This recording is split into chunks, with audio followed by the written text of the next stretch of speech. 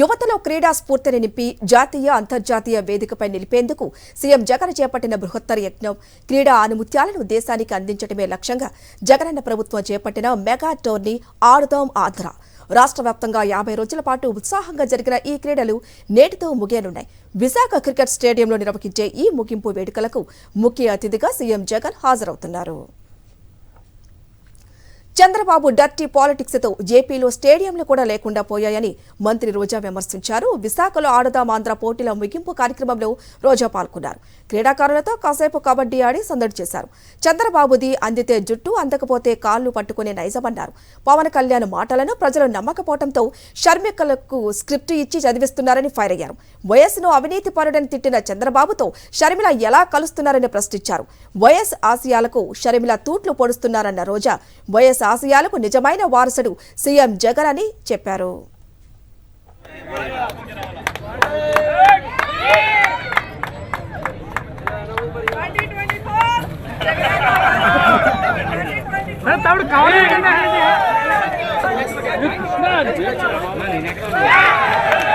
Very good point, good point, good point.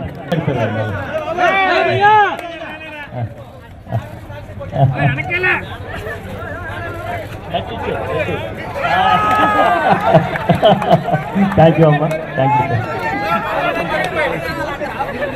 Sloga. Hechonu managa pali.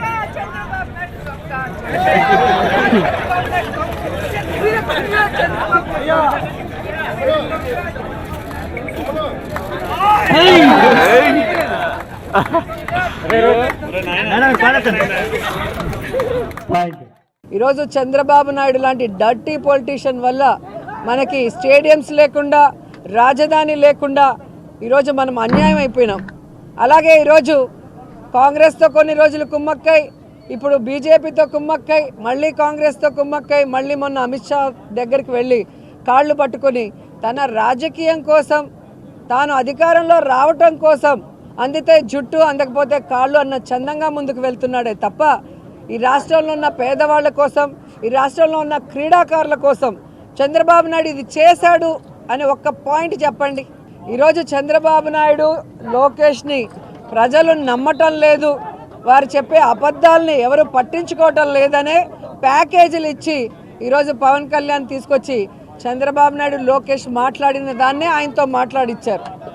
Pawan Kalyan చెప్పింది కూడా విని విని బోర్ అయిపోయి అతనికి క్రెడిబిలిటీ లేకుండా పోయిందని ఇప్పుడు షర్మిలమ్మని తీసుకొచ్చి ఆవిడతో కూడా అదే స్క్రిప్ట్ మాట్లాడిస్తున్నారు.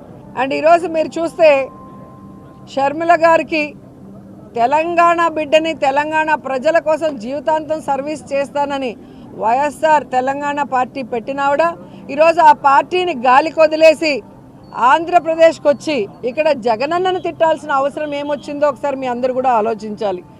ఆడుదాం ఆంధ్ర క్రీడల గురించిన మరింత సమాచారం మా ప్రతినిధి నాయుడు అందిస్తారు. నాయుడు, చూస్తూనే ఉన్నాం క్రీడాకారులను సీఎం జగన్ ఎంతగానో ప్రోత్సహించడం అనేది మనం కల్లారా చూస్తూనే ఉన్నాం. ఎటువంటి సందడి ఉంది అక్కడ? హరిత, సీఎం వైఎస్ జగన్మోహన్ రెడ్డి విశాఖ పర్యటనకు సంబంధించి అన్ని ఏర్పాట్లు పూర్తయ్యాయి. సాయంత్రం 6 గంటలకు doctor YS Rajasekhara Reddy cricket స్టేడియానికి సీఎం వైఎస్ జగన్మోహన్ రెడ్డి చేరుకున్నారు. ఆ 50 రోజుల పాటు రాష్ట్ర వ్యాప్తంగా ఉత్సాహంగా జరిగిన ఆడుదాం ఆంధ్ర ముగింపు వేడుకల్లో ఆయన పాల్గొనున్నారు. ఇప్పటికే సీఎం రాకకు సంబంధించి అన్ని ఏర్పాట్లు కూడా అధికారులు గత 3 రోజుల నుండి కూడా పర్యవేక్షిస్తున్నారు. ఈ ఏర్పాట్లన్నీ కూడా ఇప్పటికే పూర్తయ్యాయి. సాయంత్రం 4 గంటలకు ఆయన తాడేపల్లి నుంచి బయలుదేరి విశాఖ 5 గంటలకు చేరుకుంటారు. ఐటీలకు చేరుకున్న తర్వాత అక్కడి నుండి నేరుగా doctor YS Rajasekhara Reddy cricket స్టేడియానికి హాజరవుతారు. అక్కడ జరిగే కార్యక్రమంలో సుమారు 2 గంటల పాటు సీఎం పాల్గొని క్రీడాకారులను, అలాగే ఈ సభకు హాజరైన ప్రజలను కూడా ఉద్దేశించి సీఎం వైఎస్ జగన్మోహన్ రెడ్డి ప్రసంగించిన, అలాగే క్రీడాకారులకు బహుమతులను, అలాగే నగదు అవార్డులను కూడా ప్రదానం చేయనున్నారు. ఒక 5 ఓవర్ల పాటు జరిగే ఫైనల్ క్రికెట్ మ్యాచ్ను కూడా తిలకించనున్నారు. అయితే సీఎం వైఎస్ జగన్మోహన్ రెడ్డి రాకకు సంబంధించి అన్ని ఏర్పాట్లు కూడా పూర్తయ్యని అధికారులు చెప్తున్నారు. మొత్తం రాష్ట్ర వ్యాప్తంగా చూసినట్లయితే 50 రోజుల పాటు గ్రామ స్థాయి నుంచి, మండల స్థాయి నుంచి, నియోజకవర్గ స్థాయి నుంచి, జిల్లా స్థాయి నుంచి రాష్ట్ర స్థాయి వరకు కూడా ఈ క్రీడలు చేరుకున్నాయి. 5 రోజుల పాటు రాష్ట్ర స్థాయి క్రీడా పోటీలు విశాఖ వేదికగా జరిగాయి. ఈ పోటీలను మంత్రి రోజా ప్రారంభించారు. అయితే ఈరోజు జరిగే ముగింపు వేడుకలకు సీఎం వైఎస్ జగన్మోహన్ రెడ్డి ముఖ్య అతిథిగా కూడా హాజరవుతున్నారు. గ్రామీణ ప్రాంతాల్లో ఉన్న క్రీడాకారులను ప్రోత్సహించి వారిలో ఉన్న ప్రతిభను వెలికి తీయడం కోసము ఆడుదాం ఆంధ్ర పేరుతో ఈ క్రీడలకు సీఎం వైఎస్ జగన్మోహన్ రెడ్డి శ్రీకారం చుట్టారు. పెద్ద ఎత్తున యువతీ యువకులు కూడా ఈ క్రీడల్లో పాల్గొన్నారు. సుమారు 175 నియోజకవర్గాల నుండి కూడా 34 లక్షలకు మంది పైగా క్రీడాకారులు ఈ క్రీడల్లో పాల్గొంటే ఈ క్రీడలను ప్రోత్సహించేందుకు అలాగే ఈ క్రీడల్లో వీక్షించేందుకు 80 లక్షలకు పైగా ప్రజలు కూడా లాగిన్ అయ్యారు. మొత్తంగా చూసుకున్నట్లయితే 1,34,00,000 మంది ఈ క్రీడల్లో పాల్గొనేందుకు చూసేందుకు కూడా లాగిన్ అవ్వడం జరిగింది. రాష్ట్ర చరిత్రలో ఎన్నడూ లేని విధంగా క్రీడాకారుల్లో ఉన్న ప్రతిభను గుర్తించడం కోసము మట్టిలో ఉన్న మాణిక్యాలను వెతికి తీయడం కోసము ఆడుదాం ఆంధ్ర పేరుతో ఈ క్రీడలు ప్రారంభించడం జరిగింది. అలాగే క్రీడలను ఏర్పాటు చేయడమే కాకుండా వారికి నగదును కూడా ఇచ్చి వారిని ప్రోత్సహించే విధంగా కూడా చర్యలు తీసుకోవడం జరిగింది. ఈ క్రీడలను నవంబర్ 26వ తేదీన సీఎం గుంటూరు జిల్లాలోని ప్రారంభించడం జరిగింది. ప్రారంభించిన మొదటి రోజు నుండి కూడా ఎంతో ఉత్సాహంగా యువతీ యువకులు కూడా ఈ క్రీడల్లో పాల్గొన్నారు. 15 సంవత్సరాలు పైబడిన వారి దగ్గర నుండి 50 సంవత్సరాల లోపు ఉన్న వారికి కూడా అవకాశం కల్పించడం జరిగింది. అయితే క్రీడాకారులు కూడా చెప్తున్నారు తమకు క్రీడల్లో పాల్గొనేందుకు అవకాశం కల్పించిన జగన్మోహన్ రెడ్డికి ధన్యవాదాలు తెలుపుతుంది. ఇటువంటి క్రీడలు పెట్టడం వల్ల తమలో ఉన్న టాలెంట్ కూడా బయటకు వస్తుందని ఈ క్రీడల్లో పాల్గొన్న దగ్గర నుంచి నేటి వరకు తమకు ఎటువంటి ఇబ్బంది లేకుండా అన్ని సౌకర్యాలను కూడా ఏర్పాటు చేశారని అలాగే తమకు కావాల్సిన వసతి సౌకర్యాలతో పాటు భోజన వసతిని కూడా అధికారులు దగ్గరుండి చేశారని చెప్తున్నారు. మళ్ళీ వచ్చే ఏడాది కూడా ఇటువంటి క్రీడలనే సీఎం వైఎస్ జగన్మోహన్ రెడ్డి నిర్వహించాలని వారంతా కూడా కోరుకుంటున్నారు. అయితే ఈ క్రీడలకి సంబంధించిన మరిన్ని విషయాలు మాట్లాడడానికి ఇక్కడ కొంతమంది మహిళలు కూడా మేడం చెప్పండి, ఇటువంటి క్రీడలు ఏర్పాటు చేయడం వల్ల ముఖ్యంగా యువతలో ఉన్న టాలెంట్ ఏ విధంగా బయటకు వస్తుందని మీరు అనుకుంటున్నారు? ఈరోజు ఆడుదాం ఆంధ్ర అనే కార్యక్రమం పెట్టి మన స్టేట్ గవర్నమెంట్ పెట్టడం అసలు రాష్ట్ర దేశ చరిత్రలోనే ఫస్ట్ టైం. ఇలాంటి ఒక కార్యక్రమం ప్రతి గ్రామ స్థాయి నుంచి కూడా ప్రతి వార్డు గ్రామం వీధుల్లో నుంచి కూడా మనం ఆడాలంటే ఒక 10 మంది కలిసి వెళ్ళాలని వాళ్ళు ఒక టీం కోఆర్డినేట్ చేసుకొని మనిషి కలిసి ఒక కోఆర్డినేషన్ అని అంటే టీం ఉండాలంటే యువకులు కలవాలి ముందు.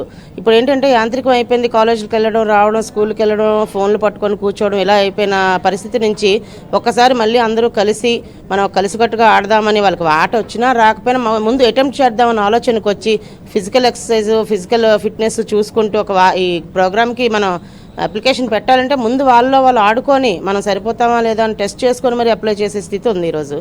అలాగే ఈ క్రీడల వల్ల మెయిన్ ఏంటంటే ఈరోజు చిన్న విషయాలు కూడా పిల్లలు సూసైడ్లు చేసుకునే పరిస్థితిలో ఉన్నాం మనం. ఈ క్రీడలు పెట్టడం వల్ల ఏంటంటే మనం గెలుపు ఓటమిని కూడా సరిగా తీసుకొని గెలుపుని ఎలాగైతే తీసుకుంటామో ఓటమిని కూడా అలాగే మనం తీసుకొని ఒక స్పోర్టివ్ స్పిరిట్తో ముందుకెళ్లాల్సిన అవగాహన పిల్లల్లోనే వస్తుందని ఈ క్రీడలు ఎంతో దోహదపడుతున్నాయి. అలాగే ఫిజికల్ ఎక్సర్సైజ్ లేకపోవడం వల్ల చాలామంది యోబకాయలుగా ఇలా ఉండిపోతున్నారు. చాలా మనకి హెల్త్ ఇష్యూస్ కూడా వస్తున్నాయి. పిల్లలు ఎప్పుడు ఫోన్లకు అలవాటు పడిపోయారు. ఏదో ఫోన్లో గేమ్స్ ఆడుకోవడమే తప్ప బయట గేమ్స్ ఆడుకునే పరిస్థితి లేదు.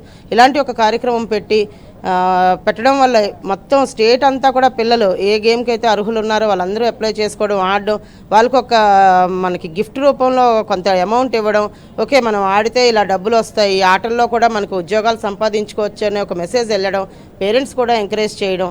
ఈరోజు మా ఏరియాకు చూసుకుంటే ఆడపిల్లలు వాలీబాల్ ఆడి ఒక్కొక్కరు కూడా 80,000 రూపాయలు అంటే 2 స్టేజ్ల్లో ఆడారు. నియోజకవర్గం తర్వాత జిల్లా స్టేజ్కి కూడా వెళ్ళారు. వాళ్ళకి దాదాపు 80,000 రూపాయలు వస్తే 10 మంది 8,000 రూపాయలు చెప్పిన వాళ్ళ అకౌంట్లో పడ్డాయి. చాలా తల్లిదండ్రులు కూడా చాలా ఆనందించి ఒక స్పోర్ట్స్లో ఆడితే మనకు ఉద్యోగాలు వస్తాయి అని ఎంకరేజ్ చేసే స్థితికి ఈ యొక్క ప్రోగ్రామ్ పేరెంట్స్ని పిల్లల్ని కూడా తీసుకెళ్ళిందండి.